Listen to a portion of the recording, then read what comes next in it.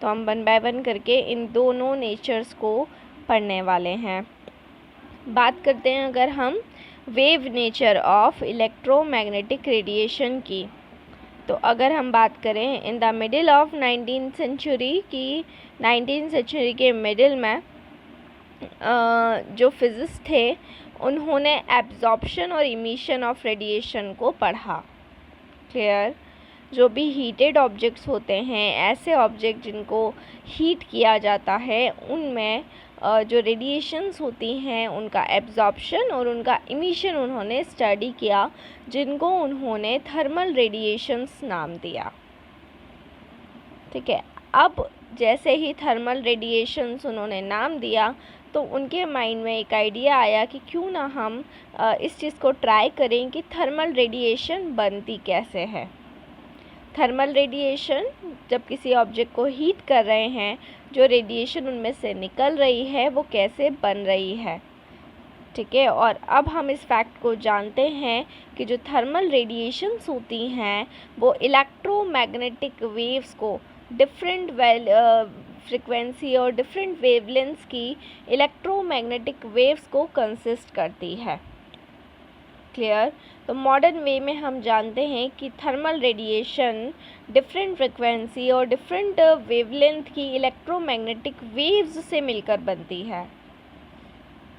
ठीक है, बट ये हम मॉडर्न कॉन्सेप्ट से जानते हैं, बट ये जो बात थी वो 19th सेंचुरी के मिडिल में अननोन थी। सबसे पहले थर्मल रेडिएशन की स्टडी के लिए जो लॉ निकाला गया वो 1850 में निकाला गया, जिसको हम कहते हैं थ्योरी ऑफ इलेक्ट्रोमैग्नेटिक वेव्स। ठीक है, इसके अकॉर्डिंग जो इमिशन होता है वेव्स का वो चार्ज पार्टिकल के एक्सेलरेशन से होता है। अकॉर्डिंग टू दिस 1870 में जेम्स क्लर्क मैक्सवेल थे, जिन्होंने एक एक्सपेरिमेंट किया और उस एक्सपेरिमेंट से कंफर्म्ड हुआ हर्ट्ज़ के थ्रू। हर्ट्ज़ जिनको हम जानते हैं, तो हम यहाँ पर इलेक्ट्रोमैग्नेटिक रेडिएशंस को डिटेल में पढ़ने वाले हैं। सबसे पहली चीज़, जो जेम्स मैक्सवेल थे वो फर्स्ट थे जिन्होंने एक्सप्लेनेशन दिया चार्ज बॉडीज़ और इलेक्ट्रिकल और मैग्नेटिक फील्ड के बीच के इंट्रैक्शन का मैक्रोस्कोपिक लेवल पर। उन्होंने ये बताया कि किस तरह से चार्ज बॉडीज़ इलेक्ट्रिकल और मैग्नेटिक फील्ड से इंटरैक्ट करती है और उनका बिहेवियर कैसा होता है।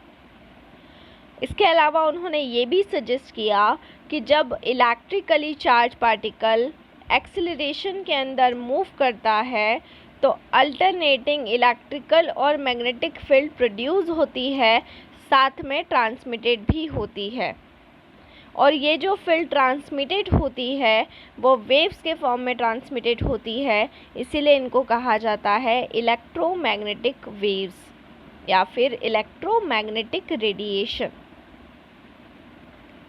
लाइट जो है वो रेडिएशन के फॉर्म में आज के दिनों में जानी जाती है, बट पुराने टाइम में हमें इस बात का कोई भी आइडिया नहीं था। ये 19th सेंचुरी में वेव नेचर के बारे में सबसे पहला डिस्कशन था। इसके अलावा मैक्सवेल ने अगेन एक और बात रिवील करी कि जो लाइट वेव्स होती हैं वो एसोसिएट होती हैं इलेक्ट्रिकल और मैग्नेटिक कैरेक्टर के ऑसिलेटिंग से। जैसा कि डायग्राम के अंदर दिया हुआ है कि इलेक्ट्रिकल और मैग्नेटिक जो भी कैरेक्टर होता है उसमें ऑसिलेशन होता है, जिसकी वजह से वो एसोसिएट होती हैं, जिसके साथ में वो एसोसिएट होती हैं।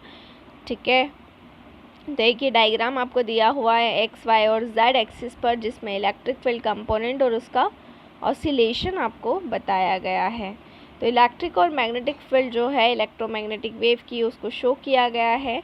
इनकी वेवलेंथ, इनकी फ्रिक्वेंसी, इनकी स्पीड, इनकी जो एम्पलीट्यूड है, सब कुछ सेम है, और ये दो परपेंडिकुलर प्लेन्स के ऊपर क्या हो रही हैं, वाइब्रेट हो रही हैं। तो ये पर्टिकुलर कुछ चीज़ें थी और इसके बेसिस पर उन्होंने इलेक्ट्रोमैग्नेटिक वेव्स की कुछ प्रॉपर्टीज़ को बताया। क्लियर, और उन प्रॉपर्टीज़ के अंदर ही हम स्टडी करते हैं इलेक्ट्रोमैग्नेटिक स्पेक्ट्रम को। तो now we will study electromagnetic spectrum in the next video. ये आपको एक्सपेरिमेंटल डाटा के बारे में मैंने आपको डिटेल में बताया है। अब यहाँ पर मैं इलेक्ट्रोमैग्नेटिक स्पेक्ट्रम को नेक्स्ट वीडियो में स्टडी करूँगी। So thank you so much. घर पर रहें, सुरक्षित रहें, स्टे होम, स्टे सेफ। और अगर आप हमसे ऑनलाइन क्लासेस लेना चाहते हैं तो डिस्क्रिप्शन में जाकर कॉन्टेक्ट नंबर ले लें और हमसे डायरेक्टली कांटेक्ट कर सकते हैं। इसके अलावा लॉकडाउन अभी भी जारी है, तो घर में ही रहें। बहुत ज़रूरी काम हो तो ही बाहर निकलें, अदरवाइज़ बाहर ना निकलें। Thank you so much.